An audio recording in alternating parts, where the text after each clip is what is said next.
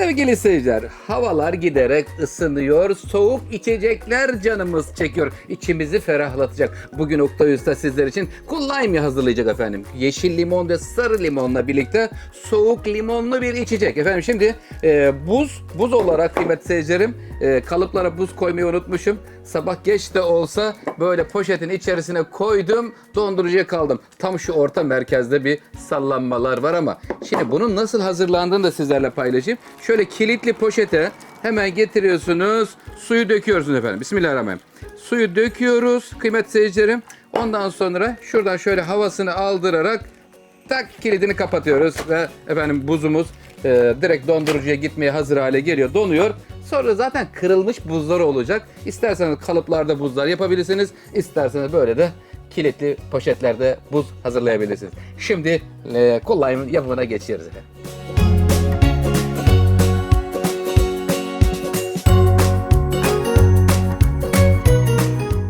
Sevgili seyircilerim, 2 tane sarı limonu rendeledim, kabuğunu. Şimdi 2 tane de yeşil limondan rendeliyorum.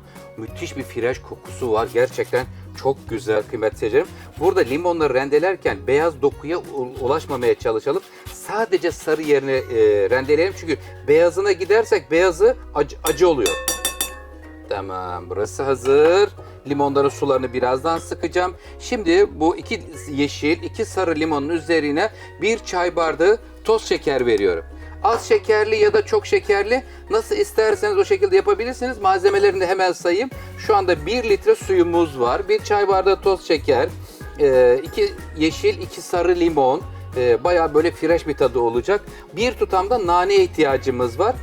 Oktay Usta 1 litre suya bu kadar limon çok değil mi diyen seyircimiz olabilir.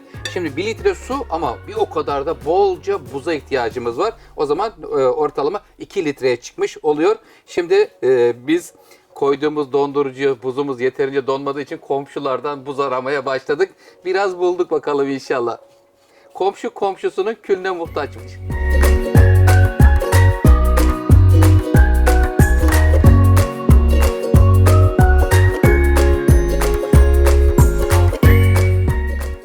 Sıcak günlerde içimizi serinletecek olan bu güzel içeceği kıymetli seyircilerim evde hazırladığınızda daha ekonomik bir hale geliyor. Bakın yeşille sarı renk birbirine karışmış hale geldi. Şimdi buraya nane desteği vereceğiz. Naneyi hemen şöyle yapraklarını koparıyorum. Nane ile buradan sonra önce spatula ile devam etmiştim ama buradan sonra şöyle naneyi güzelce ovuyorum sevgili seyirciler. Burada da bu defa nanenin fresh tadını şekere geçmesine yardımcı olacağız böyle. Müthiş bir içecek olacak. Dışarıda çok pahalıya içilen bu içeceği evde en ucuz haliyle siz de hazırlayabilirsiniz efendim.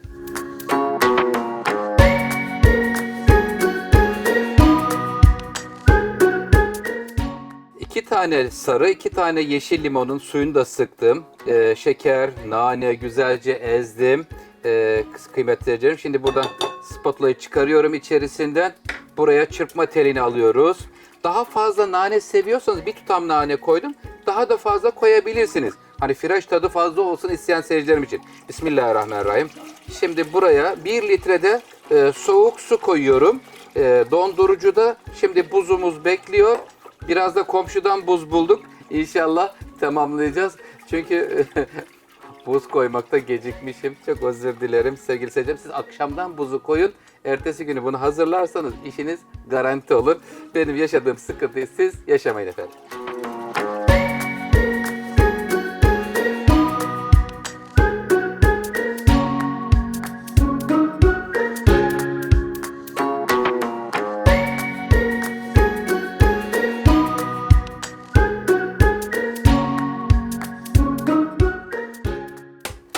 Sevgili seyircilerim, poşetin içinde parçalıyoruz. Böyle de kolay oluyor aynı zamanda bakın. Evet, güzel oldu. Şimdi hemen açıyorum. Açtıktan sonra bakın buzlar ortaya çıktı. Şimdi pipetlerini alayım buradan dışarıya. Evet, bardakları da şöyle yaklaştıralım. Ve şimdi buzlarını doldurmaya başlıyoruz. Bismillahirrahmanirrahim. Vay. Bazıları biraz büyükmüş ama olsun, onları küçültürüz tekrar. Böyle bolca buz dolduralım içerisine. Allah! Ne yaptın Oktay Usta? Özür dilerim. Heyecan yaptım sevgili seyircilerim. Böyle içlerini dolduruyorum. Oktay Usta soğuk içecek hazırlıyor. Güzel. Biraz da komşudan getirdiğimiz, hemen şuraya çıkartayım. Buzlardan da komşumuzdan istedik. Onlarda da varmış. Onlar da verdiler. O dediler ki Oktay Usta'nın buza ihtiyacı varmış. Buz verelim. Teşekkür ettim. Allah razı olsun. Evet, komşuluk çok önemli kıymetli seyircilerim. Onları da hemen atayım. Şöyle.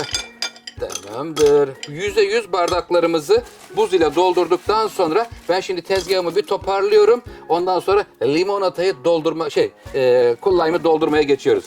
Limonlu olunca direkt limonataya gidiyor aklım.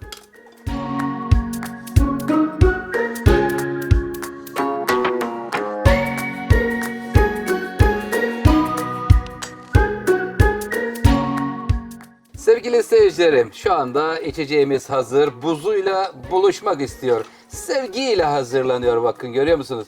Çok güzel oldu. Siz de evinizde aynı detaylarla yaptığınız zaman bayağı da bir bol çıkıyor. Bakın 3 tane büyük doldurdum. 2 tane daha doldurup yani toplamda 5 bardak cool lime çıkmış oluyor sevgili seyircilerim. Şimdi limonları da kesiyorum hemen. Yanlarına güzel şöyle aksesuarlar da olsun. Limonlar batıralım. Gel bakalım aşçım, şöyle gördünüz mü? Yeşil limon çok güzel bir görüntü veriyor burada. Hemen nanelerden de koyalım. Nane yaprakları da şöyle içinde olsun. Fresh tadıyla, kokusuyla özel bir içecek oldu inşallah sizler için sevgili seyircilerim. Oktay Usta mutfağında yiyecek, içecek, lezzete dair her şeyi hazırlıyor. Hazırlamaya da devam edecek. Hemen bir duyuruda bulunmak istiyorum. Efendim Oktay Usta ile çalışmak isteyen bütün firmalara, markalara efendim davet ediyoruz. Bizimle çalışmak isteyen herkes davetlimizdir efendim. Oktay Usta'nın sayfasının altındaki mail adresimizden bize ulaşabilirsiniz. Evet, şimdi içeceğimiz tamam. Bir de sarı limonlardan kesiyorum. Ondan sonra evdekiler şöyle buz gibi bir içecek ziyafeti yaşamış oluyorlar.